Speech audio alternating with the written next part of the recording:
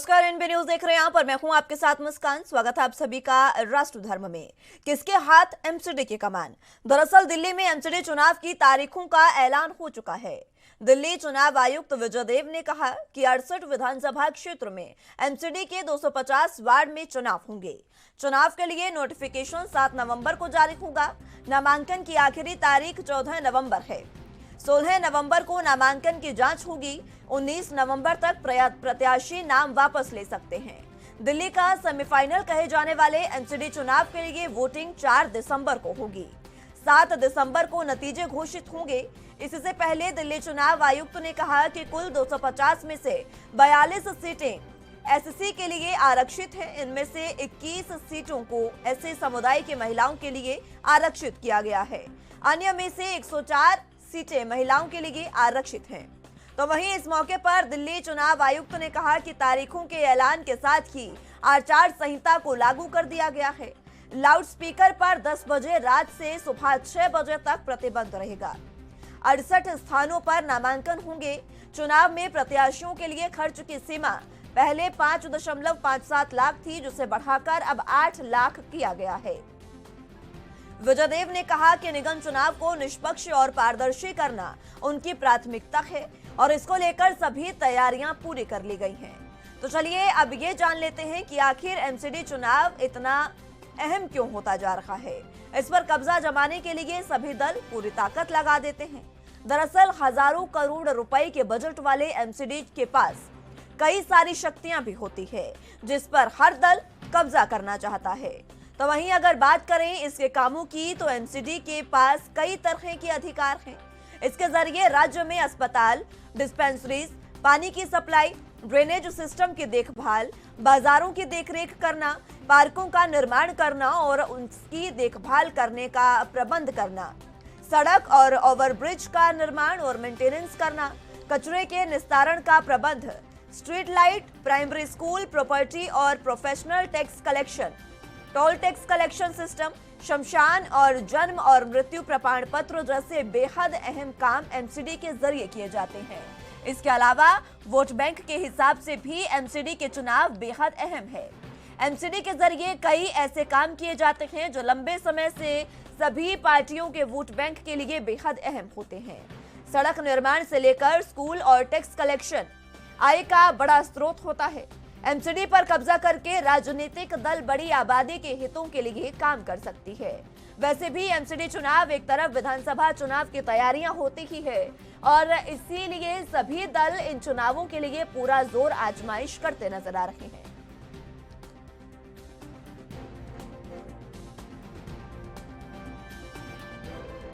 जैसा कि आपको पता है कि state election commission of India के रूल्स को अडॉप्ट करता रहा है।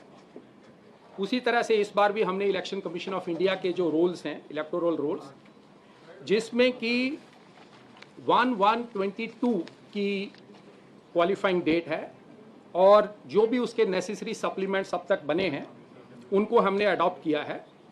और उसके तहत एज ऑन टुडे 1,46,73,847 वोटर्स हैं।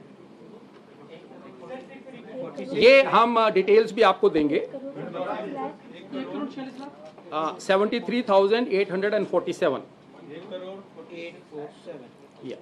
इसमें जो हमारी ईपी रेशो है वो लगभग इलेक्टर पॉपुलेशन रेशो जो है दैट इज 69.1% एंड जो जेंडर रेशो है that is 837 against 1000 males. 100 year से ऊपर के 213 हमारे पास इलेक्टर्स हैं और 80 to 100 ईयर्स के बीच में 2,09,000 और 436 हमारे इलेक्टर्स हैं। पोलिंग स्टेशंस की बात की जाए तो 2017 के एमसीडी के इलेक्शंस में हमारे पास 13,138 पोलिंग स्टेशंस थे, जो कि अब रीड्राइंग करने के बाद 13,665 पोलिंग स्टेशंस होंगे। ये सभी पोलिंग स्टेशंस पे हमने डायरेक्शंस दिए हैं म्यूनिसिपल कॉरपोरेशन को और सारी एजेंसीज को कि वहाँ पे एश्योर्ड मिनिमम फैसिलिटीज़ प्रोवाइड की जाएं सारे वोटर्स के एक प्लेजेंट एक्सपीरियंस के लिए। जिसमें drinking water, shade, toilet facilities and particularly persons with disability के लिए एक सीमलेस ट्रैवल के लिए अरेंजमेंट हो, प्रॉपर रैंप्स हों, इसको इंश्योर किया जाएगा। पोलिंग स्टेशंस में ये इंस्ट्रक्शंस हैं कि हर एक असेंबली कॉन्स्टिट्यूएंसी में मिनिमम एक polling station, model polling station बनाया जाएगा और एक polling station will be manned by all women teams, जिसमें कि सारे हमारे विमेन ऑफिशियल्स होंगे। जो एमसीडी के इलेक्शंस हैं, पिछली बार की तरह इलेक्ट्रॉनिक वोटिंग मशीन्स को यूज़ किया जाएगा और इस बार हमने सारी 55,000 से ज़्यादा ईवीएम्स की एफएलसी करवा ली है। वो सारा हमारा प्रोसेस कंप्लीट हो चुका है और इलेक्शन के दिन मॉक पोल से स्टार्टिंग होगी, जो कि हमारी एक स्टैंडर्ड ड्रिल है। और पिछली बार की तरह इस बार भी नोटा का इस्तेमाल पोलिंग के टाइम पे किया जाएगा। तो एमसीडी चुनावों का ऐलान हो चला है और इस ऐलान के बाद अब राजनीतिक दलों में पूरे तरीके से हड़बड़ाहट हो गई है। सभी जोर आजमाइश करते नजर आ रहे हैं कि किसके कब्जे में इस बार ये एमसीडी होगी। तो इसी पर राजनेताओं की क्या कुछ प्रतिक्रियाएं हैं, वो आपको सुनाते हैं। पहली प्रतिक्रिया यही है कि लोकतंत्र है और लोकतंत्र में जनता को सही लोगों को चुनने का अधिकार है और मुझे पूरा भरोसा है कि भारतीय जनता पार्टी पूर्ण बहुमत के साथ वापस चुनकर आएगी और दिल्ली में जो दिल्ली की समस्याएं अब तक बनी पड़ी हैं उनको एक एक करके जो है खत्म करेगी, निस्तारित करेगी। तो की टिकट काटने की तैयारी में है, क्योंकि इनको पता है इन्होंने कोई काम नहीं किया है। 15 साल के अंदर आप कूड़ा नहीं साफ कर पाए, गली का कूड़ा नहीं उठा पाए, इससे ज्यादा शर्म की बात नहीं हो सकती। तो दिल्ली की जनता पूरी तरह से तैयार है। 4 तारीख को झाड़ू का बटन दबेगा, अरविंद केजरीवाल जी की एमसीडी में सरकार बनेगी। बेरोजगारी का आंकड़ा सबसे ज्यादा है। नेशनल क्राइम ब्यूरो के आंकड़े बताते हैं कि राजधानियों में ये शहर सबसे नंबर आगे चल रहा है और आप कहते हैं इस शहर को हमने बना दिया, एमसीडी दे दीजिए। तो इस्तीफा दीजिए और एमसीडी का चुनाव लड़िए। मैं चैलेंज करता हूं, आप पानी साफ नहीं दे पाए, हवा साफ नहीं कर पाए, आप एक फ्लाईओवर नहीं बना पाए, पब्लिक ट्रांसपोर्ट पे आप काम नहीं कर पाए, तो आप कूड़ा साफ करने जा रहे हैं। तो इस्तीफा दीजिए और एमसीडी का चुनाव लड़िए। एक आखिरी सवाल सर, कांग्रेस कितना आश्वस्त है इस चुनाव में? एमसीडी 15 साल का गौरवमय इतिहास है, मेरा अनुभव है, ओल्डेस्ट पार्टी है। हमारे पास 15 साल शीलाजी और कांग्रेस की दिल्ली थी। मेरी दिल्ली मैं संवारू नारा होता था, स्वच्छ दिल्ली नारा होता था, हरित दिल्ली नारा होता था, भाग्यदारी नारा होता था। वो नारे ये साबित करते हैं ये शहर नई बुलंदियां छू रहा था। लेकिन यकाएक 2013 में एक व्यक्ति आकर के जनता को गुमराह करता है, नई राजनीति और नई दिल्ली की एक परिभाषा लिखने की बात करता है। वो किस तरह की परिभाषा लिखी गई? प्रदूषण में नंबर 1, बेरोजगारी में नंबर 1, बलात्कार के मामले और क्राइम के मामले में नंबर 1, खुलेआम लूट होती, गाड़ी छीन लेते हैं, ये दिल्ली बना दी। यमुना गंदी, हवा गंदी, ध्वनि गंदी, प्रदूषित, ये शहर की कल्पना तो नहीं थी। इसलिए मैं कहता हूं आम आदमी और बीजेपी की जो छवि ये प्रदूषित दिल्ली बनी है, उस दिल्ली को मैं इस नारे के साथ कहना चाहता हूं, जो हमने पहले भी किया था। मैंने दिल्ली बनाई थी, हमने दिल्ली बनाई थी, कांग्रेस ने दिल्ली बनाई थी, शीलाजी ने दिल्ली बनाई थी, इस दिल्ली को हम ही बनाएंगे और मेरी चमकती दिल्ली बनेगी, ये मेरा वादा है। तो जिस तरीके से एमसीडी चुनावों का ऐलान हो चुका है और जल्द ही ये चुनाव होंगे, अब इस बीच सभी पार्टियां जो है वो पूरे तरीके से ये आजमाइश करती नजर आ रही है कि किस तरीके से इस बार एमसीडी को अपने कब्जे में कर लिया जाए। पिछले 15 सालों से जो दिल्ली की एमसीडी है वो बीजेपी के अंडर आती है, बीजेपी के केंद्र में आती है, लेकिन अब जिस तरीके से यहाँ पर आम आदमी पार्टी जो है वो पूरी कोशिश कर रही है, दूसरी तरफ कांग्रेस भी लगातार इसी तरीके से कार्य करती नजर आ रही है कि किसी भी तरीके से दिल्ली की एमसीडी अब हमारे हाथ में आ जाए। कारण ये है कि आने वाले आगे जो चुनाव होंगे उसमें भी यहां से इसको सेमीफाइनल के रूप में देखा जा रहा है। तो इसी पर चर्चा की शुरुआत कर लेते हैं। तमाम गेस्ट हमारे साथ मौजूद हैं, उनका तारुफ आपसे करवा देते हैं। प्रदीप भटनागर जी प्रवक्ता बीजेपी से हमारे साथ मौजूद हैं, प्रशांत यादव जी प्रवक्ता आम आदमी पार्टी से हमारे साथ मौजूद हैं और डॉक्टर सुधा मिश्रा जी प्रवक्ता कांग्रेस से हमारे साथ मौजूद हैं। आप सभी का बहुत स्वागत है एनबी न्यूज पर। सबसे पहले प्रशांत यादव जी शुरुआत आप ही से करना चाहूंगे, क्योंकि इस बार कांग्रेस माफ कीजिएगा आम आदमी पार्टी की ओर से ये ऐलान किया गया था, खुद केजरीवाल ने ये कहा था कि इस बार अगर एमसीडी का चुनाव जो होगा वो सिर्फ और सिर्फ कूड़े के ढेर पर होगा। कूड़ा पॉलिटिक्स जो इस समय चल रही है दिल्ली में। जी मुस्कान जी, आपकी प्रतिक्रिया बिल्कुल इस मैं बार चाहूंगी। जी बिल्कुल इस बार का चुनाव जो है कूड़े के ऊपर ही होगा। आप दिल्ली में देख रहे हैं कि दिल्ली के चारों तरफ कूड़े के विशालकाय पहाड़ से बने हुए हैं। बीजेपी ने इनको इतनी सारी नई टेक्नोलॉजी है, इनके तहत इनके द्वारा तमाम इनका यूज हो सकता था रिसाइकल करके। क्या इस तरह का कुछ काम किया? नहीं किया।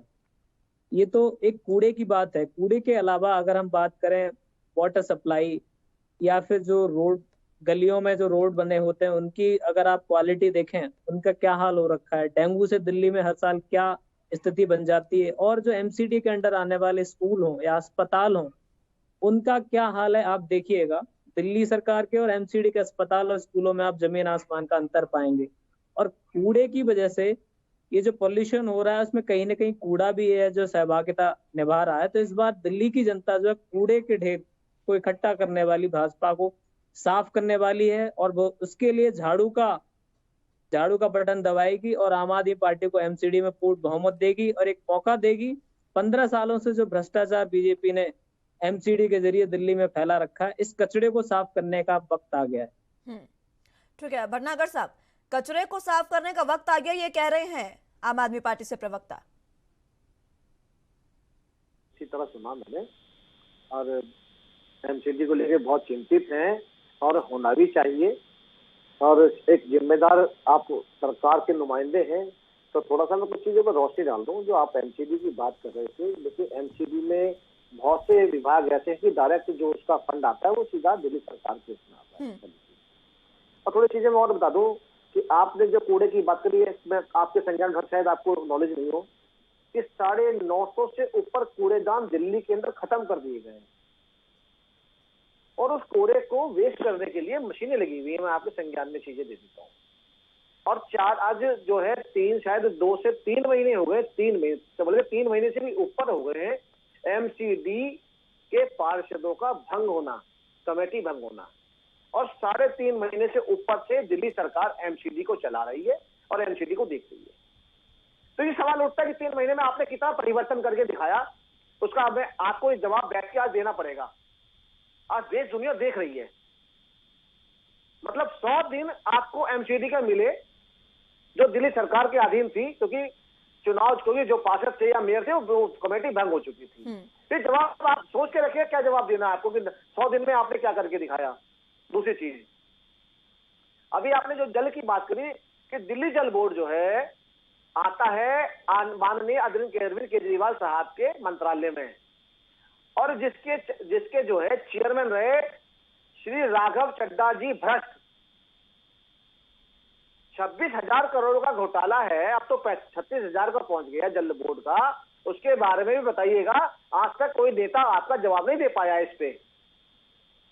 और आप जो सफाई की बात कर रहे हैं कि आप एमसीडी गंदी है, ये बताइए अभी तक 25,000 से ऊपर जो सफाई के कर्मचारी हैं उनकी फाइल आपने क्यों रोक रखी है? आप उनको जो है पक्का क्यों नहीं कर रहे? ये भी आपको बताना पड़ेगा। और भी विषय बहुत है। फिलहाल तो आप 3 सवालों को मेरे जवाब दे दीजिए। ठीक है, आपके सवालों का जवाब मैं लूंगी। यादव साहब आऊंगी आपके पास, लेकिन उससे पहले डॉक्टर सुधा मिश्रा का भी स्टार्टिंग कमेंट हो जाए, उसके बाद मैं आती हूँ। डॉक्टर सुधा मिश्रा, अब कांग्रेस की क्या तैयारी है एमसीडी चुनाव को लेकर? क्योंकि एक और राहुल गांधी जो है वो भारत जोड़ो यात्रा में व्यस्त हैं, बाकी राज्यों में भी विधानसभा चुनाव है। एमसीडी चुनाव को लेकर किस तरीके की तैयारी है कांग्रेस की दिल्ली में? जी मुस्कान जी, अगर हम चुनाव की बात करें तो जाहिर सी बात है कि जिस देश को ऊंचाइयों पे ले जाना था उसको इन्होंने कूड़े के जो ढेर थे पहाड़ों के बनाए थे, उसके बाद पताल लोक में पहुंचाया हुआ है। जो विकास करना था उसकी रफ्तार तो उन्होंने कम कर ही दी, उसको और पीछे खींच दिया। तो जाहिर सी बात है कि जनता को उसके बारे में, खासकर दिल्ली की चूंकि हम बात कर रहे हैं, तो सबसे पहले मैं, चूंकि मुझे पता है भटनागर भाई फैटे हुए हैं और एक किसी बात को नहीं मानेंगे और प्रश्न 3 महीने का करेंगे, लेकिन उसके पहले के महीने कहाँ गए इसकी बात नहीं करेंगे। तो मैं गोस्वामी जी के चूंकि ये लोग जो कहते हैं तथा कथित ये लोग ठेकेदार बन जाते हैं हर चीज के, तो उन्होंने एक पंक्ति लिखी है, उस पंक्ति से मैं शुरुआत करना चाहूंगी। उन्होंने लिखा था कि झूठा ही लेना, झूठा ही देना, झूठा ही भोजन, झूठ चबैना। तो जो ये लाइन है ये भाजपा वालों पे, और अगर कहूं कि उनके साथ वाले जो है उन पे सब पे बहुत अच्छे से लागू होती है, क्योंकि ये दिन में सुबह उठते हैं, इनका अपना काम शुरू हो जाता है। तो जनता को बताना है कि गोस्वामी जी आज नहीं, 15वीं सदी में ही लिख गए थे कि ऐसे लोग आएंगे और ऐसे लोग आएंगे और फिर जनता का कहीं ना कहीं बंटाधार करेंगे। इनसे उठने के लिए आपको फिर से उठना पड़ेगा, जागरूक होना पड़ेगा। ऐसे लोग आएंगे, वो लिख गए थे। और उसके बाद उन्हीं मुद्दों को लेके कि अगर कोई व्यक्ति 3 महीने का प्रश्न उठा सकता है तो सोचिए उस पे क्या जनता उन वर्षों की प्रश्न नहीं उठा सकती, जबकि वो वहां पे काबिज है। बिल्कुल। हम अपनी तैयारी की बात करते हैं, आपने कहा राहुल जी, बिल्कुल। जो आप जिस देश में अब नए नियम के इजाद हो रहे हैं कि सेब गिर जाएगा, सड़क टूट जाएगी, गड्ढा बन जाएगा। अब जिस देश में लोग पुल पे चलेंगे तो पुल टूट जाएगा क्योंकि लोगों ने हिलाया। पुल कमजोर नहीं था, लोग ताकतवर ज्यादा हो रहे थे। लोग मरे नहीं, ईश्वर ने उनको बुला लिया। तो जिस देश में हमने आके तर्कहीनता के स्तर को पार कर लिया, पराकाष्ठा पार कर ली है, जिस देश में आके उस देश की राजधानी के लोगों को जागृत, कि आप जानते हैं कि राजनीति का बदलाव कहाँ से शुरू होता है। झूठ की राजनीति जहां से शुरू हुई थी उसका खात्मा भी वहीं से होना चाहिए। तो जनता के लोगों के बताना जो बार बार 70 वर्ष के नाम पे सिर्फ जनता को गुमराह करते हुए आए हैं। और जितने लोग यहाँ बैठे हैं, मुस्कान जी आपको लेते हुए बोलती हूँ कि जितने लोग बोले बैठे हुए यहाँ पे, प्रश्न का उत्तर इनका स्वयं का है कि आप कहते हो कि 70 साल में क्या किया गया। आप सब यहाँ बैठे हो, 70 साल की यही देन है कि हमारे यहाँ तथा कथित एक चाय बेचने वाला व्यक्ति प्रधानमंत्री के संवैधानिक पद पे बैठा हुआ है। यही इस देश की और इस देश के संविधान की देन है, जिसपे आप प्रश्न चिन्ह लगाते हो, अपने ऊपर प्रश्न चिन्ह लगाते हो। जहां की उस देश की सत्ता की बात सोचिए, संविधान की बात सोचिए कि जहां पे कहीं का भी मुख्यमंत्री कहीं भी जाके संविधान में न लिखे गए धर्म को अलग अलग व्याख्यायित करने वाला व्यक्ति धर्म की बात कर सकता है। वो इस देश की व्यवस्था की देन है। और दूसरी चीज, जहां पे जिस देश के किसी पार्टी का अध्यक्ष किसी मंच पे खड़ा होके कह दे कि वैक्सीन तो इन्होंने बनाई और आपको दिया, अब आप पे उधार है, उसको चुकता करिए। तो ये इस देश की व्यवस्था की देन है। इन व्यवस्थाओं के तहत जनता को जागरूक करना है। और दिल्ली की जनता बहुत समझदार है, वो जानती है कि उसका इतिहास में नाम लिखा जाना है जब वो सच्चाई की चीजों को, क्योंकि गोस्वामी जी लिख गए थे और जनता उनको अपना मानक मानती है। गोस्वामी जी सबके हृदय में बसते हैं। रामचरितमानस आज भी घरों में पूजनीय बना के रखा जाता है।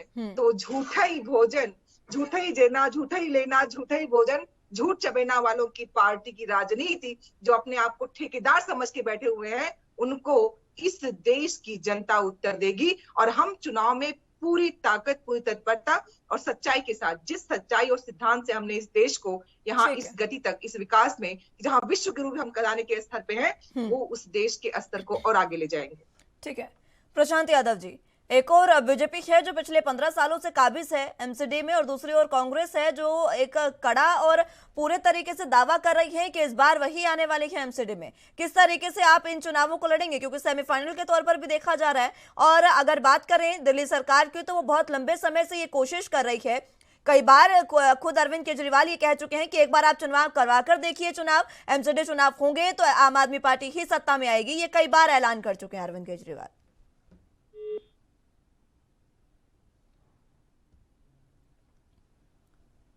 चलिए संपर्क उनसे टूट गया है। भटनागर साहब, आप कुछ कहना चाह रहे थे सुधा मिश्रा जी की बातों में, अपनी बात रखें। मुझे बड़ी अच्छी कविताएं लगी डॉक्टर साहब की, धन्यवाद। मुझे जो ज्ञान और विज्ञान आपसे मिला तो थोड़ा सा बता देता हूँ। गोस्वामी जी ने लिखा है, गोस्वामी तुलसीदास जी ने रामचरितमानस में लिखा हुआ है, वो मेरी कविता नहीं है। माननीय हमारे कवि कुल के जो एकदम महान कवि रहे हैं गोस्वामी तुलसीदास जी, उनके रामचरितमानस के एक चौपाई के अंश को मैंने पढ़ा, वो मेरी कविता नहीं है। आपके इस जानकारी के लिए बताना बहुत जरूरी है, क्योंकि आप लोग तो राम जी को लाए हैं। छूटेगी नहीं बीच में बोलने की, इतना भी नहीं पता है आपकी आदत जाएगी नहीं। आप डॉक्टर होके आप बीच में बोलने का, आप तो बहुत पढ़े लिखे हमसे भी ज्यादा, हम तो राजनीतिक आदमी कम पढ़े लिखे हैं, आप तो बहुत पढ़े लिखे हैं, फिर भी आप बीच में बोल के अच्छा नहीं लगता। बात कर रहे हैं जन जन की कवि की बात, आप इतने पढ़े लिखे लोग बीच में इस तरीके से बोलते हैं, लोग देखने वाला भी सोचता होगा यार कि पढ़ाई लिखाई बेकार है। कैसी आप बात कर रहे हैं, इतना ज्ञान कहाँ का बोलना चाहिए। मैं फिर से बोलना चाहूंगी आपकी अनुमति लेके। देखिए मेरी बात सत्य हुई कि नहीं, झूठा ही लेना, झूठा ही देना, झूठा ही भोजन, झूठ चबेना। चलिए ठीक है, बिल्कुल ठीक है। चलिए भटनागर साहब की बात पूरी होने दीजिए। मिश्रा सोधा जी आपके पास फिर से भूल गए कि दिल्ली के जो ये सपने देख रहे हैं कलमाड़ी जी ने धो दिए बाल्टी भर के पानी से, भूल गए। और ये भी शायद भूल गए कि शीला जी को भी सामने मुझे आज नहीं है, वो दिवंगत, हम उनको प्रणाम करते हैं, आज उस देश दुनिया में नहीं है, और उनको भी खड़ा होना पड़ा था कटघरे में। और सरकार इतनी बुरी गई थी कि आज जो है दो टर्म में बेचारे 0/0 और 0 के पीछे 0 हो गए। ये जनता का डिसीजन था। अभी इनके प्रदेश अध्यक्ष बोल रहे थे, देखिए डॉक्टर बीच में नहीं बोलते, प्लीज डॉक्टर, मैं आपके बीच में नहीं बोला। ठीक है डॉक्टर सुधा, मैं आऊंगी आपके पास, एक बार बात पूरी होने दीजिए, उनकी बात पूरी होने दीजिए, मैं आऊंगी आपके पास। ठीक है, देखिए आप बीच बीच में बोलेंगे तो जनता का भी समय खराब होगा और डिबेट अच्छे तरीके से नहीं हो पाएगी। मुस्कान जी, बस मैं अपनी आपत्ति दर्ज करा रही हूँ कि हर बात में किसने क्या किया मत करिए ना, आपने क्या किया वो बताइए। आपको थोड़ा बता देता हूँ, इन्होंने दिल्ली सरकार में काम की बात करनी चाहिए। एमसीडी में इन्होंने कई लंबे वर्ष कांग्रेस ने काटे। ठीक है, एक चीज ये आज तक जो है कोई बीजेपी का हेड ऑफिस नहीं बना पाया। बहुत बुरी आदत है आपकी सुधा जी बीच में बोलने की, प्लीज। आप लोगों को किसी के किए गए कार्यों को न मानने की कितनी गंदी आदत है। ठीक है डॉक्टर सुधा, एक बार बात पूरी होने दीजिए उनके, मैं आऊंगी आपके पास, आपकी बात भी सुनी जाएगी, एक बार उनकी बात पूरी होने दीजिए। शब्दों में टीका टिप्पणी इतनी थी कि मैंने देखिए चाहता तो मैं लहजे में जवाब दे सकता हूँ, मगर मैं शालीनता और सभ्यता पार्टी का एक कार्यकर्ता हूँ, उसी तरीके से बोलूंगा। ठीक है भटनागर साहब, बात रखें। तो थोड़ा बता दूं, ये बेचारे बहुत लंबे टाइम भी रहे कांग्रेस एमसीडी के अंदर। इनसे आज तक एक सेंटर नहीं बनाया गया एमसीडी का हेड ऑफिस, तो सिविक सेंटर बनाया। और किसने बनाया? ये भारतीय जनता पार्टी की सरकार ने एमसीडी में रह के बनाया, जिसका काफी फंड भी आता है और वो बहुत ऊंची दिल्ली शहर में खड़ी हुई है।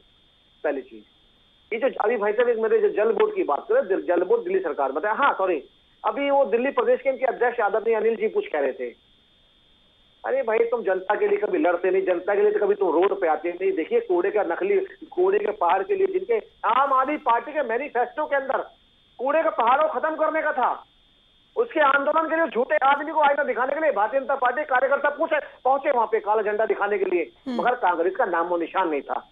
ये वो सत्ताधारी लोग है, सत्ता भोगी लोग है कि देखिए कि पीछे फोटो किसकी थी, किसी शहीद की नहीं थी, किसी स्वतंत्रता सेनानी की नहीं थी, किनकी थी? तो राहुल जी की थी, क्योंकि वो इनके आइकॉन है। तो इतने बड़े आइकॉन है, वो इतने बड़े आइकॉन है, केवल ट्विटर पे खेलते हैं। और कहाँ खेलते हैं? वो खेलते हैं कि जहाँ पे उनकी सत्ता में सरकार नहीं होती, और वहां खेलते हैं जो सत्ता में सरकार होती है। तो ये वो एक राजनेता लोग हैं कि देश हित के बारे में नहीं सोचते, ये अपनी मानसिकता और अपनी चीजों के बारे में सोचते हैं। आपने आम आदमी पार्टी की बात करी, आम आदमी पार्टी की बात करी, अरे भाई आप पोल्यूशन फ्री नहीं कर पाए। देखिए आउटर रिंग रोड बनाया भारतीय जनता पार्टी ने, और बहुत स्पीडली बनाया। पैराफिल रोड बनाया जो कि ट्रांसपोर्ट बाहर निकल जाए पॉल्यूशन फ्री करने के लिए। अब तो आप पंजाब को दोष देते थे, अब तो सरकारी बिचारी आपने कांग्रेस की 0 सन्नाटा कर दी वहां पे, मगर आपने फिर भी पराली जलानी वहां पे रोक नहीं पाए अब तक। तो आम आदमी पार्टी कहीं फेल है। ठीक है, चलिए खैर भटनागर साहब, ये तो आपने माना कि दिल्ली में एक बार फिर से बीजेपी कूड़े का ढेर देने जा रही थी और वहां पर आम आदमी पार्टी पहुंची और काले झंडे लेकर वहां पर उन्होंने विरोध दर्ज किया। प्रशांत यादव जी। मैं केजरीवाल साहब राजनीति बीच में भटनागर जी को ठीक है भटनागर 150 फुट नीचे करा है। ठीक है, शायद तो आम आदमी पार्टी के मैनिफेस्टो में थे वो तो बेचारों के। भटनागर जी, आम आदमी पार्टी की सरकार से पिछले 3-3.5 महीने का हिसाब ले लिया तो आपसे 15 साल का हिसाब तो बनता है। मैं इसका भुक्तभोगी हूँ एमसीडी के करप्शन का। ठीक है, चलिए आप भटनागर साहब आप भी बीच बीच में मत बोलिए जी, एक बार बात पूरी होने दीजिए।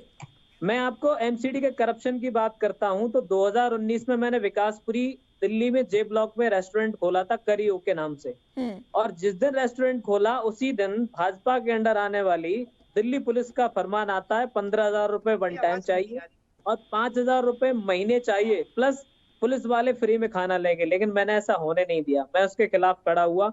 ये तो एक मुद्दा। दूसरा, पॉल्यूशन कंट्रोल करने के लिए इन्होंने एनजीटी के हवाले से एक टीम भेजी, जो टीम ये कहती है कि आप कोयला नहीं जलाएंगे। मैंने कहा बिल्कुल नहीं जलाऊंगा, मैं क्यों जलाऊंगा। लेकिन इन्होंने कहा नहीं बिल्कुल जला सकते हैं, लेकिन आप हमें 5,000 रुपए महीने देंगे। तो दिल्ली में एमसीडी 15 सालों से बीजेपी, भ्रष्टाचार पे इनका कंट्रोल नहीं है, इनका पानी का माफिया दिल्ली सरकार ने, आम आदमी पार्टी ने खत्म कर दिया। इसकी इनको जो है बहुत बड़ी परेशानी हो रही है। इनके स्कूलों का हाल देख लीजिए, आप खुद जाइए देखिए दिल्ली एमसीडी के स्कूलों को। तो दिल्ली सरकार ने, मनीष सिसोदिया जी ने, केजरीवाल जी ने कहा था कि स्कूल हमको दे दीजिए क्योंकि हमें पता है स्कूल कैसे बनाने हैं। और कूड़ों के जो ढेर हैं वो हम लोग, आप लोग हमारे खिलाफ मतलब उल्टा चोर कोतवाल को डांटे। इसकी जिम्मेदारी किसकी है? दिल्ली एमसीडी की जिम्मेदारी है, तो आपने किया। और आप तो उस पार्टी का हिस्सा हैं श्रीमान जी जिसकी फाइनेंशियल जो मिनिस्टर हैं, फाइनेंस मिनिस्टर, वो ये कहती हैं कि रुपया, डॉलर जो है महंगा नहीं हुआ है, रुपया कमजोर हो गया है। इस तरह के रुपया कमजोर हो गया है, डॉलर महंगा नहीं हुआ है ना। तो आप ये बताइए कि इस तरह के बयान से देश चलाने वाले फाइनेंस मिनिस्टर के, आप उस पार्टी के प्रवक्ता हैं, आप अभी गुजरात से ले लीजिए, गुजरात में जो हाल हुआ उस पुल का, उसमें क्या हुआ, उसमें फॉर्मेलिटीज हो गई। सिर्फ बहुत जो मैनेजर है, क्या वो मैनेजर के कहने से पुल को ऑपरेट किया गया था? क्या उसके ओनर को नहीं पकड़ना चाहिए? टेंडर के क्या रूल्स एंड रेगुलेशंस होते हैं, उन पर सवाल नहीं? कोई सवाल नहीं। सारी की सारी चीजें, आप देश से, हमारे से तमाम लोग लाखों अरबों करोड़ों रुपए लेके भाग जाते हैं विदेश में, लेकिन आपकी बीजेपी की सरकार को, मोदी जी को, अमित शाह जी को पता ही नहीं चलता रातों रात। तो ये आप भ्रष्टाचार की तो बहुत लंबी कहानी है। आप अभी तेलंगाना में देख लीजिए, आप वहां पे 100 करोड़ रुपए में मंत्री और उनके एमएलए खरीदने पर लगे हुए। ये पैसा जो जनता का है, 657वें नंबर से अदानी जी आज वर्ल्ड के नंबर 2 पे पहुंच जाते हैं, क्योंकि आप सारी बैंकों की कमाई जो है, आम आदमी के, किसान की सब कमाई वहां ले जाके खत्म कर देते हैं। तो आपका तो करप्शन का बहुत बड़ा ताल्लुक है। और दिल्ली में आप यकीन कीजिए, दिल्ली में इस बार दिल्ली के जो लोग हैं वो झाड़ू के साथ में सफाई करने वाले हैं, क्योंकि उनको पता है कि ये काम बेहतर कौन कर सकता है। नहीं, अगर इतनी आपको सफाई करनी थी यादव साहब, तो कूड़े के ढेरों की करते ना। आपने जो विरोध किया, आप भी तो सत्ता में हैं, आप करते कूड़े के ढेरों की सफाई। मुस्कान जी, अगर कूड़े की बात करें, उसको डिकम्पोज करने की सारा बजट ये एमसीडी के पास आता है सीधे। और दिल्ली में एडमिनिस्ट्रेशन, जहां तक आपको पता है कि यहाँ दिल्ली में एडमिनिस्ट्रेशन सेंटर के हाथ में भी है, दिल्ली गवर्नमेंट के हाथ में भी है, तो यहाँ पे कोऑपरेट करने की नहीं, तो वो तो चलिए कूड़े के ढेर हो गए, पीडब्ल्यूडी की सड़कें तो दिल्ली सरकार के अंडर आती है कि नहीं? लेकिन ये लोग कोऑपरेट आती है कि नहीं, आप मुझे इतना बता दीजिए। पीडब्ल्यूडी की सड़कें तो आती है, वहां पर कितनी सफाई? सफाई तो वहां पर भी नहीं है ना। आप अगर सफाई के मामले में सवाल उठाते हैं तो वो तो सवाल आप पर भी उठेगा। आप 15 साल का उनसे हिसाब किताब मांग रहे हैं, मैं तो आपसे पिछले हफ्ते का मांग रही हूँ। चलिए, एक हफ्ते में बता दीजिए कितनी बार सफाई हुई पीडब्ल्यूडी की सड़कों पर। देखिए प्रदूषण और पीडब्ल्यूडी की अगर बात करें तो सिर्फ आम आदमी पार्टी पीडब्ल्यूडी आम आदमी पार्टी के अंडर आती है, लेकिन इन्होंने कहा कि पंजाब की पराली से सिर्फ क्या दिल्ली में प्रदूषण हो गया, तो फिर आपके गाजियाबाद में क्यों, बिहार के मोतिहारी में और बिहार के 2-3 और शहर में कैसे इधर उधर आप जाएंगे तो बात नहीं बनेगी। अब जवाब आप दे नहीं रहे हैं। चलिए ठीक है, सुधा जी भी इंतजार कर रही है। ठीक है भटनागर साहब, भ्रष्टाचार में मंत्री जेल में, आपके मुख्यमंत्री भ्रष्टाचार में जेल जाना चाहते हैं। आपके पास कोई साक्ष्य नहीं है, आपने जबरदस्ती पावर का दुरुपयोग करके नहीं, तो जवाब तो आपके पास भी नहीं है ना यादव सुप्रीम कोर्ट ने कितनी फटकार लगाई है। डॉक्टर सुधा, दिल्ली में जिस तरीके की साफ सफाई हम चाहते हैं, अभी हमने देखा प्रदूषण में 550 से ऊपर जो नोएडा है वहां का प्रदूषण पहुंच चुका है। दिल्ली एनसीआर में जिस तरीके की प्रदूषण की स्थिति इस समय देखने को मिल रही है, बहुत से ऐसे फैसले हैं जो सरकार को लेने चाहिए। अब इसमें तो एमसीडी या सरकार नहीं हो सकती। बहुत से ऐसे फैसले जो सरकार को लेने चाहिए लेकिन नहीं लिए जा रहे हैं। उधर से एलजी को गुमराह किया जाता है। एक सेकंड यादव साहब, एलजी को गुमराह किया जाता है कि 28 तारीख को हम जो रेड लाइट ऑन गाड़ी ऑफ अभियान है वो शुरू करेंगे, और एलजी के कार्यालय की तरफ से बयान सामने आते हैं कि हमें तो तारीख गलत बताई गई, 31 तारीख से यह अभियान शुरू होना था। जब इस तरीके की चीजें दिल्ली में चलेंगी तो आखिर दिल्ली वासियों को स्वच्छ दिल्ली कैसे मिल पाएगी? ना सड़कों की सफाई, ना प्रदूषण की। देखिए, सड़कों की सफाई हो रही है। यादव साहब, आ रही हूँ डॉक्टर सुधा जी। कोई प्रश्न है आपका? नहीं तो मैं आगे बोलती हूँ। जी, यही मेरा प्रश्न था आपसे। जी मुस्कान जी, सबसे पहले मैं आपको एक बार सलाम इसलिए करना चाहूंगी कि चाहे मैं गलत, चाहे भटनागर भाई गलत, चाहे यादव भाई गलत, जब तक प्रश्न सही होता रहेगा तब तक गलत करने वाले संकोच करेंगे। जब ये प्रश्न होना खत्म हो जाता है ना, तो लोगों की हिम्मत बढ़ जाती है। और जो आज हम एक दिल्ली में जो प्रदूषण की स्थिति है कि हर डॉक्टर के पास जो बच्चों की संख्या सांस की वजह से जो बच्चे बढ़ रहे हैं, जिनको प्रॉब्लम्स हो रही हैं, समस्याएं हो रही हैं, ये कोई कहीं सुनी बात नहीं है। ये आप भी जानती हैं, भटनागर भाई भी जानते हैं और प्रशांत भाई भी जानते हैं, क्योंकि हवा का प्रदूषण किसी को पूछ के नहीं आएगा कि भाजपा के लोगों को आएगा, कि आपके लोगों को आएगा, या कांग्रेस के लोगों को आएगा, या पत्रकारों को आएगा, या किसी मजदूर को आएगा, सबको। लेकिन कम से कम मजदूर को आएगा ना, तो वो उसका हैबिचुअल हो गया है। लेकिन भाई भटनागर भाई, बीच में बोलने के लिए मैंने आप में बीच में नहीं बोला है। आप लोग बीच में क्यों बोलते हैं? मैंने ऐसी कौन सी बात कर दी कि आपको इंटरप्ट करना पड़ रहा है? बात तो सुनने की कोशिश क्या करिए। मुस्कान जी, मैं जो मैं कहना चाह रही हूँ कि कुछ चीजों को लेके, अगर कुछ चीजों को लेके जो राजनीति होने लगी है आजकल, पहले प्रदूषण, वायु प्रदूषण, ध्वनि प्रदूषण, ये सबके मसले होते थे, लेकिन आज की सरकारों ने इसको मसला बना दिया है पार्टियों का।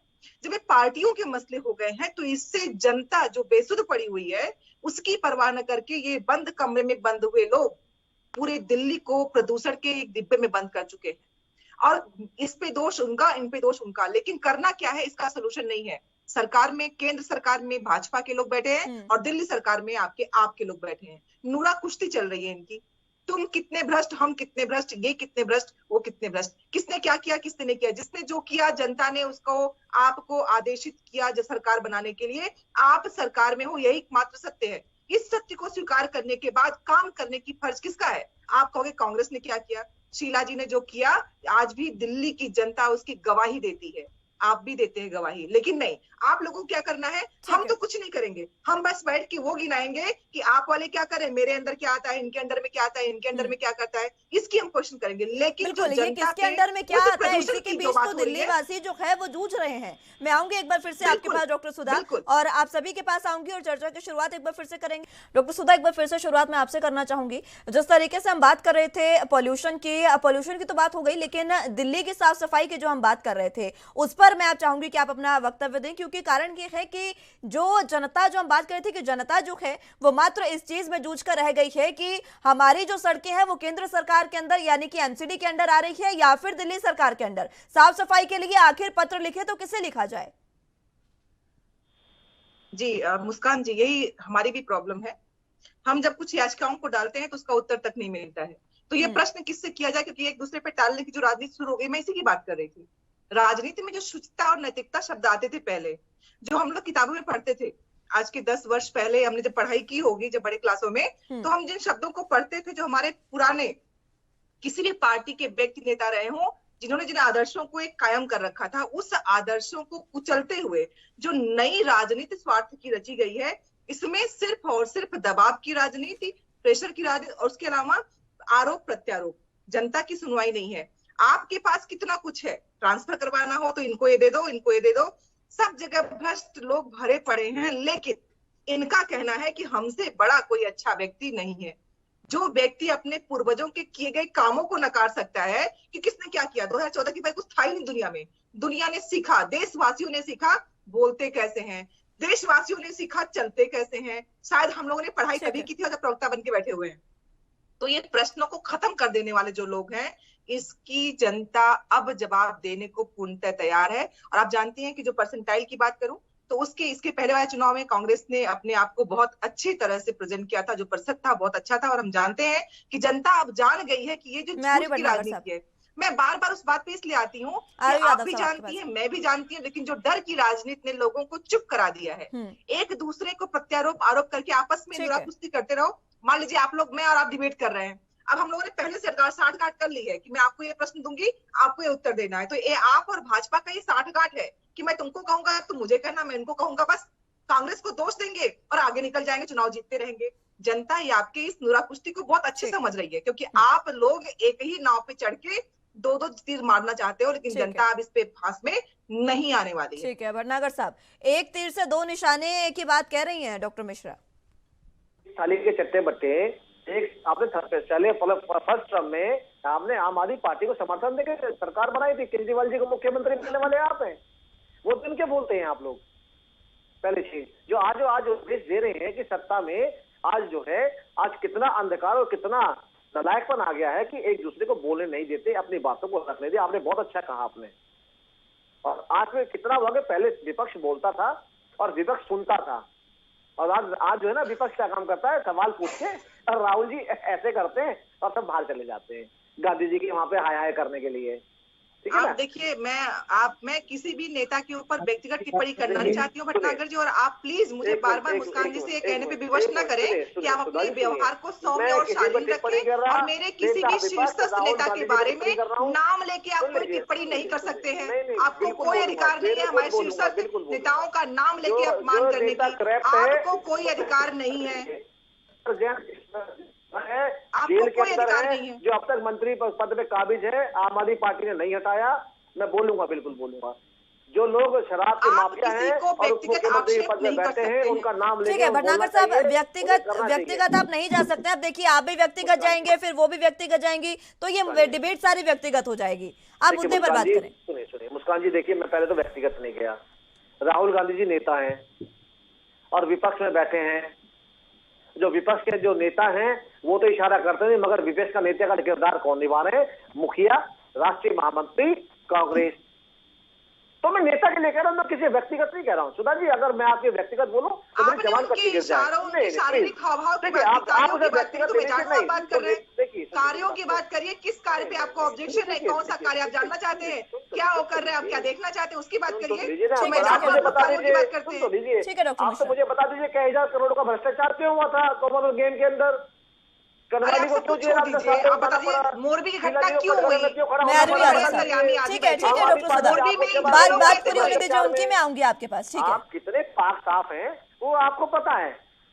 ये भी पता आपको कि आदरणीय मनमोहन सिंह जी प्रधानमंत्री थे, मगर डील में मिलने में, हाथ मिलाने में आदरणीय राहुल जी, श्रीमती सोनिया जी। अब नागर साहब कहाँ आप कांग्रेस पर चले गए? एमसीडी चुनाव की बात हो रही है, चुनावों की बात करते हैं। नहीं, थोड़ा सा मुस्कान जी ने कुछ ये थोड़ा डॉक्टर सुधा जी डिबेट को ऐसी जगह घुमा के ले गई थी, मेरे को मजबूरी थी बोलना पड़ा मुझे। आप डिबेट को बात नहीं होने देती, तो मुझे मजबूरी में बोलना पड़ा। ठीक है, चलिए अब मुद्दे पर आते हैं। देखिए, अब मैं देखिए एमसीडी की बात कर रहे हैं तो मैं थोड़ा सा आईना आम आदमी पार्टी को दिखा दूं। इस दिल्ली से हमारे उप मुख्यमंत्री साहब आदरणीय सिसोदिया जी विधायक हैं पटपर्गा सीट से, जहां की विधायिका श्रीमती रावत जी हैं, जो भ्रष्टाचार में लिप्त थी, जिनको रंगे हाथों पकड़ा रिश्वत लेते हुए, और आज तक आम आदमी पार्टी ने उनको बाहर नहीं करा और ना स्टेटमेंट है आज तक।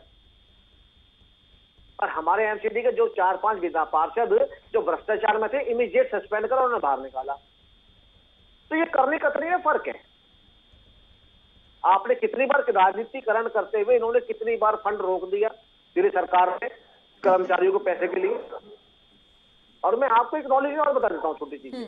आदरणीय अरविंद केजरीवाल साहब एनडीएमसी क्षेत्र नई दिल्ली से विधायक हैं और एनडीएमसी के मेंबर भी हैं। आज तक ना तो अपने क्षेत्र में जाके उन्होंने कोई स्कूल का मुआयना करा, ना कभी उन्होंने सर्वे करा। और एनडीएमसी में जब बैठक होती है, जो साल की बैठक होती है, जो कभी गए नहीं, वो तो गलती से जबरदस्ती उन्हें एक बार जाना पड़ा। जब उनसे सवालात करे गए तो वो गाली बकते हुए। अब भटनागर साहब आप देखिए, एक सवाल मेरा यादव साहब से भी था, वही सवाल मेरा आपसे है। अगर दिल्ली सरकार के अंडर पीडब्ल्यूडी की सड़कें आती है तो फिर एमसीडी के अंदर भी तो आती है ना सड़कें। वो सड़कों का आखिर सुधारीकरण कब होगा, क्यों नहीं हुआ 15 साल से? बिल्कुल सही। देखिए, आप एमसीडी के जिस क्षेत्र में कहें उस क्षेत्र के रोड का सर्वे कर लीजिए। बारिश में सारी रोड टूटी है और आज दिल्ली के अंदर जितनी भी एमसीडी के अंदर गलियां आती है, सब में इंटरलॉकिंग टाइलों का काम हुआ, नालियां बनी है। और अगर हमारा पार्षद और नालियों का फायदा क्या? आप देखिए, अगर दिल्ली में जरा से भी कुछ एमएम की भी बारिश आती है तो घुटनों तक तो पानी भर जाता है, उसकी व्यवस्था कुछ नहीं है। आखिर कैसे कहा जाए कि एक बार फिर से जनता आप पर विश्वास कर ले? मैं आ रही हूँ यादव साहब। हाँ, बिल्कुल आपने सही कहा। अगर जनता भारतीय जनता पार्टी पे एमसीडी में जो हमारे पार्षदों पे विश्वास नहीं करती तो 15 वर्ष तक हम एमसीडी में शासन नहीं करते, जनता सेवा नहीं करते, बेचारे कांग्रेस की तरह 0 सन्नाटा शून्य हो जाते। तो अब वो तो आप जानते हैं कि आखिर आप क्यों बैठे अभी 15 साल से, क्योंकि जनता से जब हम जानते हैं, जनता तो भाई जनता जो कहती है वो सवाल मैं आपसे पूछ रही हूँ। जनता नहीं संतुष्ट है अभी एमसीडी के कार्यों से, ना एमसीडी के कार्यों से ना दिल्ली सरकार के कार्यों से। दिल्ली सरकार साफ पानी नहीं दे रही है, एमसीडी साफ सड़कें नहीं दे रही है। एमसीडी ने कहता ना जो कूड़े की चौराहे बात कर रहे थे, मैंने कहा ना कि 950 से ऊपर कूड़ेदान खत्म कर दिए। कूड़े ढेर की बात कर रहे हैं, कूड़ेदान ही खत्म कर दिए। वो दिखना भी चाहिए ना। अब आप कूड़ेदान खत्म करके एक जगह कूड़े का पहाड़ बना देंगे तो उससे फायदा क्या?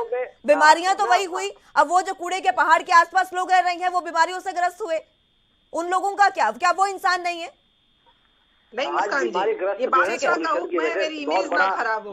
बहुत बड़ा मुद्दा पॉल्यूशन है, जहाँ बीमारी ग्रस्त हो रही है। अब आप पॉल्यूशन पर अगर साफ सफाई की तो बात कर लेते भटनागर साहब पहले। ठीक है, चलिए यादव साहब कुछ कहना चाह रहे हैं बहुत देर से। ठीक है, मैं आऊंगी। यादव साहब बहुत देर से कुछ कहना चाह रहे हैं। मुस्कान जी, जहां तक जिम्मेदारी लेने की बात है, मैं आपको बताता हूं, आज एक जॉइंट कॉन्फ्रेंस केजरीवाल जी ने और भगवंत साहब जी ने की थी, जिसमें केजरीवाल जी ने भी भगवंत साहब जी ने ये जिम्मेदारी ली कि हम ये जिम्मेदारी लेते हैं कि दिल्ली में आम आदमी पार्टी सरकार है, पंजाब में आम आदमी पार्टी सरकार है, अगर किसान पराली जला रहे हैं तो कहीं ना कहीं हमारी सरकार की एक्शन में कुछ कमियां रही होंगी जिन्हें हम दुरुस्त करेंगे। तो हमने चैनल पर बैठ के सबके सामने, मीडिया के सामने ये कबूला कि हमें कुछ कमियां रही होंगी जिनको दुरुस्त करेंगे। हमने ये नहीं कहा कि नहीं ये बीजेपी की कमी है, लेकिन बीजेपी का जहां सहयोग चाहिए, गोपाल राय जी परसों जब साइट के चेक करने निकले दिल्ली में, जो CAQM के अंडर जो भी रूल रेगुलेशंस लगाए गए थे, रेस्ट्रिक्शन, जो कंस्ट्रक्शन चल रहा है इलीगल, तो वहां पे L&T कंपनी बीजेपी के ऑफिस का काम कर रही है और कोई भी CAQM के जो है नियम कानून को फॉलो नहीं कर रही है। आप समझिए सेंटर में बैठी हुई पार्टी ये सब देख रही है, और इनके बग्गा जी दिवाली पर केजरीवाल जी को अभद्र टिप्पणी देते हुए और इसको कम्युनल बनाते हुए पटाखे फोड़ते हैं, फिर ये कहते हैं कि एक दिन में कैसे पोल्यूशन, कोई एक चीज नहीं है। सुन लीजिए भटनागर साहब, सुन लीजिए, आपको भी समय दिया जाए। भटनागर जी और सुनिए, आपने अभी ये कहा कूड़े आपने खत्म कर दिए, तो आपने तो देश से गरीबी को तो खत्म कर दिए ना। गरीबी ऐसे खत्म कर दी है कि आपने गरीबी खत्म कर दी है, वैसे ही आपने कूड़े खत्म करके वो 4 ढेर लगा दिए। और नहीं, आपको दूसरी बात ये बताना चाहूंगा कि आप जिम्मेदारी लीजिए ना, हम जिम्मेदारी लेते हैं और हम उसमें इम्प्रूवमेंट कर रहे हैं। अगर दिल्ली की बात करें हम, तो हमने दिल्ली में इलेक्ट्रिक व्हीकल इतनी सारी चलाई है पिछले सालों में। कोशिश है हमारी कि जिससे कि पोल्यूशन कम हो, हम उस दिशा में कोशिश कर रहे हैं, लेकिन आप हमारा साथ तो बिल्कुल नहीं देते। अपना MCD में होने वाले भी 15 सालों में आपने कुछ नहीं किया। आप निश्चिंत रहिए कि इस बार आपको ये मौका दिल्ली के लोग नहीं देने वाले हैं। दिल्ली के लोग बहुत परेशान है। रही कांग्रेस की बात, तो मैंने कांग्रेस पे इसलिए टिप्पणी नहीं की कि जिस पार्टी के अपने नेताओं का न पता हो कि वो शाम को जो है राहुल जी वहां पदयात्रा निकाल रहे हैं और गोवा से 9 MLA जो है भाजपा खरीद लेती है, तो इन पर जनता कितना विश्वास करेगी ये तो मैंने जनता के ऊपर छोड़ दिया है। और दोनों पार्टियां आम आदमी पार्टी को अपनी अपनी A टीम B टीम बताती रहती है। बीच में मत बोलिए ना सर, जनता का भी समय खराब होता है। मैं आऊंगी ना आपके पास। भटनागर जी, मैंने देखिए शालीन, आपने भी कहा था एक शालीन पार्टी के जो मेंबर है, आपने एक और आरोप लगाया सिसोदिया जी पर कि उनके एरिया से जो पार्षद हैं उन पर करप्शन के चार्जेस हैं। तो आपकी ACB कहाँ कर रही है? आपने एंटी करप्शन ब्यूरो भी अपने अंडर ले ली, आपके पास सारी जांच एजेंसियां हैं। आपसे एक एक करके भटनागर साहब, उनकी भी बात नहीं समझ पा रही हूँ मैं और आपकी भी बात नहीं समझ पा रही हूँ। एक बार उनकी बात पूरी होने दीजिए, मैं आ रही हूँ। मुस्कान जी चलिए, यादव साहब एक सवाल उनका है, भटनागर साहब का एक बार सवाल सुन लीजिए, उसका भी जवाब दे दीजिएगा। एक सवाल उनका, जल्दी से बताइएगा भटनागर साहब। मैं आ रही हूँ यादव साहब, आ रही हूँ। पार्टी के 40 से 50 एक सवाल सुन लीजिए यादव साहब, एक सवाल। लेकिन कोर्ट ने उनको रिलीज किया, कोर्ट ने, क्योंकि ठीक है प्रशांत यादव जी, एक सवाल सुन लीजिए। भटनागर साहब जल्दी से बताइएगा। चलिए ठीक है, हम कहते हैं हम पहाड़ नहीं खत्म कर पाए। आप 5 वर्ष पहले आपने जनता से अपने मैनिफेस्टो में वादा किया था कि अभी पहाड़ों के जितने पहाड़ खत्म करेंगे, इसमें अच्छा पार्क बनाएंगे। तो बता दीजिए, चलिए हम नहीं खत्म कर पाए तो आपने मैनिफेस्टो में आपने क्यों नहीं खत्म कर लीजिए? ठीक है, लेकिन क्या आप साथ देते हैं? कम शब्दों में जवाब दीजिएगा यादव साहब। मैं बिल्कुल दूंगा, अगर आप साथ दें। अगर बीजेपी के MCD अगर अपने काम करके आम आदमी पार्टी का अगर साथ देगी, अगर एक साथ मिलकर कोई सोल्यूशन बनाएगी, तो डेफिनेटली आम आदमी पार्टी अपना काम करेगी। और हम तैयार हैं इस बात पे, हम तो ज्वाइंट मीटिंग के लिए तैयार हैं। आपको बार बार इन्वाइट करते हैं हमारे लीडर्स कि आप आइए, हम मिलकर के सोल्यूशन ढूंढते हैं, इसके बजाय कि एक दूसरे पर छीटाकशी करें। तो आप लोग नहीं आते हैं, आप लोग बात नहीं करते हैं। ठीक है भटनागर साहब, आऊंगी मैं, आऊंगी आपके पास एक बार फिर से आऊंगी। पहले मैं डॉक्टर सुधा के पास एक बार जाकर आती हूँ, आऊंगी। भटनागर साहब आपका सवाल सुना जाएगा, आ रही हूँ मैं आपके पास। एक बार डॉक्टर सुधा के पास मैं जाकर आऊंगी। डॉक्टर सुधा, अब यादव साहब कह रहे हैं कि आखिर कांग्रेस पर कितनी जनता विश्वास करेगी, वो हम जनता पर ही छोड़ते हैं, क्योंकि एक तरफ राहुल गांधी पदयात्रा कर रहे होते हैं और दूसरी तरफ उनके विधायकों को खरीद लिया जाता है। देखिए, मैंने कहा ना कि यहाँ पे जब अभी एक मीटिंग हुई थी सुबह पे, देखा होगा कि पूरे बकायदा कोर्ट में जमा भी किया गया है कि कैसे किन दबावों से कैसे खरीद फरोख्त होती है और किसमें जो पार्टी संलग्न है उस पे अभी कोर्ट में चीजें गई है। और भगवान करे कि बहुत जल्दी वो चीजें हो जाए और हमारी कोर्ट उन चीजों को सही से जांच करे और ED और CBI जो भी लोग लगे हुए हैं उसको जांच कर पाए। उस पे मैं नहीं आती हूँ, क्योंकि हमें अपने संवैधानिक संस्थाओं पे पूर्ण विश्वास है। तो उन विश्वास को रखते हुए मैं अपनी संवैधानिक संस्थाओं से जो उनके पास वो पहुंचे हैं, केसीआर जी ने आपने देखा दिया था, प्रेस कॉन्फ्रेंस की थी और बहुत से सबूतों की बात कर रहे थे। भगवान करे कि वो सबूत देखे जाए, समझे जाए और इनकी जो राजनीति है, लोटस ऑपरेशन कैसे होता है, इसकी बात हम बाद में करेंगे। अभी जो दोनों भाई लोग आपस में पूछ रहे थे कि 5 साल में आपने कहा था कि हम पार्क बनाएंगे।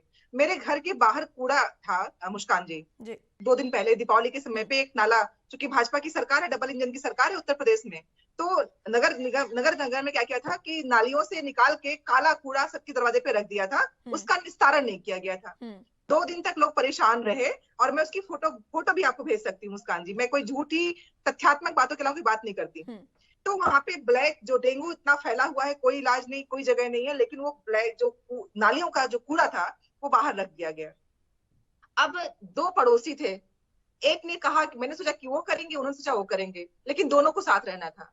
फिर मुझे लगा चलो ठीक है, वो नहीं कर रहा तो मैं ही करूँ, क्योंकि बीमार दोनों घर के लोग पड़ रहे थे, तो हमने कर दिया। मैं इन दोनों से पूछना चाहूंगी, अगर कूड़ा था, आपको मालूम है 5 साल पहले कहा गई बात थी कि पहाड़ है कूड़े के, आपको मालूम था पार्क बनने वाला है? अरे थोड़ा बड़ा दिल करते, आप केंद्र में थे, आप ऐसा करते, भाई आओ कूड़ा का ढेर हटाते हैं और पार्क बनाते हैं। आप बड़ा दिल नहीं कर पाए। कम से कम भाई प्रश्न खड़ा करने से पहले, इस प्रश्न को खड़ा करने से पहले जनता की बात थी, हंसने की बात नहीं है, शर्म आनी चाहिए इस बात पे कि आप उनसे प्रश्न तो कर रहे हैं लेकिन जवाब आपके पास नहीं है। केंद्र सरकार में बैठे हुए लोग बोल रहे हैं कि 5 साल में खत्म क्यों नहीं हुआ, मतलब आप मानते हैं 5 साल से कूड़ा आपको दिख रहा था, पहाड़ आपको दिख रहे थे, लेकिन आपको उसका निस्तारण नहीं करना था, प्रश्न खड़ा करना है आपको, आपसे, आपको उनसे। ये सिर्फ जालसाजी जनता के साथ है, क्योंकि आपको मालूम था कि कूड़े के पहाड़ हैं। अरे कर लिए होते, केंद्र सरकार के पास इतना अधिकार नहीं है कि इनको दबाव बना के काम करा सके, आपके पास अधिकार नहीं थे, आप उनसे काम नहीं करा पा रहे थे, प्रश्न खड़ा कर रहे हैं यहाँ पे। ये सिर्फ मुस्कान जी, दर्शकों को मैं बताना चाहती हूँ, ये सिर्फ नूरा कुश्ती है, तुम नहीं करो, मैं नहीं करूंगा, ये नहीं करेंगे, हम बैठेंगे बातें कर लेंगे। ये जनता जानना चाहिए जनता को कि ये सिर्फ और सिर्फ नूरा कुश्ती चल रही है। अगर मेरे देश के केंद्र सरकार किसी राज्य सरकार को, वो भी दिल्ली की सरकार को, ये न करवा पाए कि यहाँ पे एक पहाड़ का कूड़ा पड़ा हुआ है, चलो साफ करते हैं, तो कहीं न कहीं राजनीति का असर किस हद तक गया है मुस्कान जी, आप खुद सोच सकती हैं कि दोनों दिल्ली में बैठे हुए हैं और आपस में प्रश्न कर रहे हैं, उत्तर किसी के पास नहीं है कि 5 साल का जो पार्क बनने वाली जगह थी, कैसे पार्क नहीं बना, ना बनवा पाए ना ये बना पाए। तो प्रश्न आपसे भी है, प्रश्न इनसे भी है, और जनता ये प्रश्न आपसे पूछेगी, इसका जवाब भी लेगी।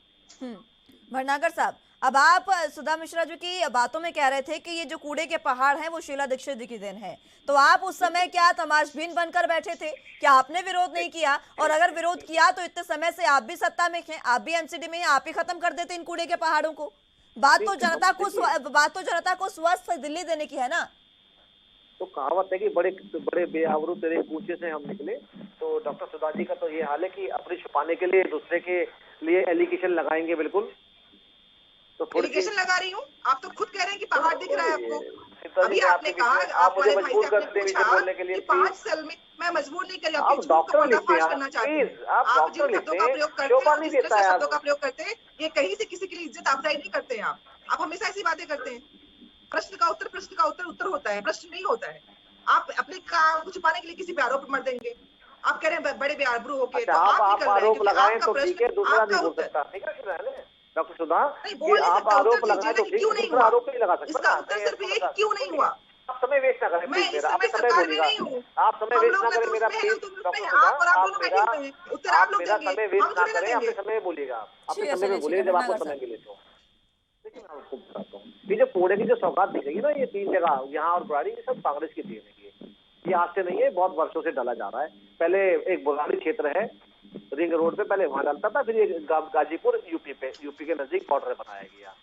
अब मैं बात को पहाड़ की बताता हूँ। देखिए आज जो 3 पहाड़ जो पहाड़ बन गए हैं, जिस पहाड़ पे चढ़ने के टाइम अब मंसूरी नैनीताल भी दिखता था, अब मैं उसकी खुशखबरी बता दूं, कम से कम क्षेत्रीय सांसदों ने अपनी मेहनत से और अपने फंड से पहाड़ों को कम से 100 से 150 फुट नीचे कर दिए हैं। आने वाले 2-3 सालों में, 4 सालों में ये आपको बिल्कुल धरातल पे मिलेंगे। इसके बारे में कोई नहीं बताएगा आपको। क्यों? क्योंकि तारीफ होगी ना एक किसी पार्टी की, तो तारीफ क्यों करेगा? और डॉक्टर सुधा तो वैसे भी कभी नहीं तारीफ कर सकते, क्योंकि अगर तारीफ करे तो मुंह में छाले पड़ जाएंगे, कांग्रेस वाले बेचारे बाहर का रास्ता दिखा देंगे। अरुण यादव साहब करती है, काम अच्छा करके दिखाइए, आपकी तारीफ ना हो तो आप कहिए, अरे काम तो अच्छा करिए। ठीक है डॉक्टर सुधा, समय समाप्त होता जा रहा है। ठीक है डॉक्टर सुधा मिश्रा, समय समाप्त होता जा रहा है, उन्हें जल्दी से अपनी बात पूरी करनी है। मैं फिर आपको फिर बीच में बोलूंगा, अच्छा लगता है। ठीक है भटनागर साहब जल्दी से। तो मैं खत्म करूँ, ठीक है। एमसीडी की चुनावी घोषणा हो गई है।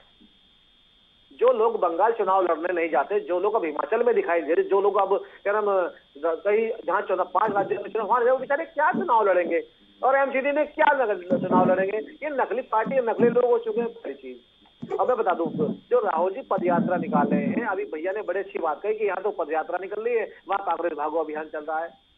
तो ये पहले सबसे पहले अपने आईने में अपने सिस्टम को, कांग्रेस को ठीक करना पड़ेगा, और एमसीडी में भी आना है। एमसीडी में काबिल तो उसका जवाब भी तो डॉक्टर सुधा मिश्रा ने दिया ना भटनागर साहब के, किस तरीके से ये कार्य हो रहे हैं, और कोर्ट में भी पूरा मसला है। दोनों पार्टी को बता रहा हूँ मैं, दोनों पार्टी विपक्ष में एमसीडी में है, और 5 वर्ष 3 एमसीडीओ में आज तक बेचारे अपना स्थायी समिति का मेंबर और मेयर नहीं बना पाए। ये तो इनकी हालत है। क्यों? क्योंकि इनको जनता ने रुष्ट करके बैठा दिया। आम आदमी पार्टी करी कागज को खा गई। तो हम बड़े आश्वस्त हैं अपने कामों से।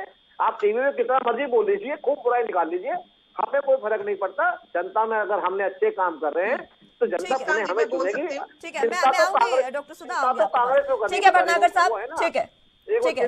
चलिए यादव साहब भी कुछ कहना चाह रहे हैं, बहुत देर से उनकी भी बात पूरी होने दीजिए वरना समय समाप्त हो जाएगा। यादव साहब। भटनागर जी को मैं एक स्टेटमेंट में एक जवाब दूंगा। इन्होंने कहा था करप्शन के खिलाफ इनकी पार्टी एक्शन लेती है। येदियुरप्पा के खिलाफ कोई एक्शन हुआ नहीं हुआ। उत्तर प्रदेश में इतने सारे क्राइम हुए, लखीमपुर खीरी में एक मिनिस्टर के बेटा जो है गाड़ी से रौंद देता है किसानों को, कोई कार्रवाई नहीं हुई। ठीक है, आज भी वो वहाँ पे अब पार्टी का हिस्सा हुए। हमारी पार्टी आम आदमी पार्टी एकमात्र ऐसी पार्टी है जिसने पंजाब सरकार में, को नसीहत देते हैं कि बीच बीच में मत बोलिए। पंजाब सरकार के स्वास्थ्य मंत्री जिनके करप्शन का वीडियो खुद पार्टी ने जारी किया, यादव साहब मुद्दे पर आइए। ठीक है, मुद्दे पर आइए। ये आम आदमी पार्टी एकमात्र ऐसी पार्टी है, आपने नहीं कर पाया, आप ऐसा कर भी नहीं पाएंगे। ठीक है, मुद्दे पर आइए। अच्छा, वाटर ट्रीटमेंट प्लांट कब बनवा रहे हैं आप दिल्ली के अंदर, बताइए आप, जो आज तक आप इतने लंबे टाइम से नहीं बनवा पाए। चलिए संपर्क टूट चुका है यादव साहब से, उनको आवाज नहीं मिल पा रही है। डॉक्टर सुधा कुछ कहना चाह रही थी। डॉक्टर मिश्रा जी, मुस्कान जी, मेरा सिर्फ और सिर्फ अभी चूंकि बात करके बात को बढ़ाने से कोई मतलब नहीं होता है। इन्होंने कहा कि क्या किया है और क्या कर रहे हैं कहने की जरूरत नहीं है। भटनागर भाई, किए गए कामों को बताने की जरूरत नहीं होती है, वो आपके मूर्त रूप में दिखते हैं। उसे आपको चिल्लाने की, बार बार कहने की जरूरत नहीं होती है। मैंने पहले ही शुरुआत में कहा था भटनागर जी, अगर आप अच्छे काम कर रहे हैं तो सरकार में आने की वजह यही है। जनता ने आपको चुना किस लिए? बुरे काम करने के लिए क्या? जनता ने आपको चुना है अपने दायित्वों को पूरा करने के लिए, क्योंकि संविधान में उन उत्तरदायित्वों के बारे में, कर्तव्यों के बारे में एक विधान बनाया गया है। आप उसके लिए चुन के गए हैं, आपको एक पद, पैसा, यश सब मिल रहा है काम करने के लिए। तो काम करना आपका फर्ज कर्तव्य है, आप उसके लिए भाग नहीं सकते हैं। तो अगर वो नहीं करने का हम प्रश्न उठाएंगे क्योंकि आपकी ये बात बार बार सत्य साबित नहीं हो सकती है। दूसरों के आक्षेप करने से पहले कम से कम ये जान लीजिए कि आप जब दूसरों का नाम लेते हैं तो वर्तमान में डबल इंजन की सरकार की बात करने वाले व्यक्ति, ऐसा नहीं तो नहीं है ना कि डबल इंजन में कोई इंजन ही नहीं है। आप दोनों भूल गए, केंद्र सरकार भी भूल गई, आप भी भूल गए कि डबल इंजन की चक्कर में। चलिए ठीक है, समय समाप्त हो चला है। ठीक है, समय समाप्त हो चला है। डॉक्टर सुधा, भटनागर साहब और यादव साहब, बहुत बहुत शुक्रिया आप सभी का हमारे साथ जुड़ने के लिए और चर्चा हमारे साथ करने के लिए। यादव साहब मैं नहीं आ पाऊंगी, समय समाप्त हो चला है, वक्त मुझे इतनी ही इजाजत देता है। लेकिन एमसीडी चुनाव की कमान इस बार किसके हाथ होगी ये जनता तय करेगी और 7 दिसंबर को ये फाइनल हो जाएगा कि इस बार एमसीडी में कौन काबिज होने जा रहा है। लेकिन उससे पहले जो तीनों पार्टियां जोर आजमाइश करती नजर आ रही है, नूरा कुश्ती तीनों पार्टियों में चल रही है कि आखिर किसी तरीके से हम एमसीडी में काबिज हो जाएं और एमसीडी में काबिज होकर कुछ वो कार्य कर लें जिससे विधानसभा चुनाव का रास्ता साफ हो जाए। तो देखना होगा कि एमसीडी की कमान जो है वो जनता इस बार किसके हाथ में देती है। फिलहाल के लिए राष्ट्र धर्म में मेरे साथ बस इतना ही। तमाम अहम खबरों के लिए आप देखते रहिए एएनबी न्यूज। नमस्कार।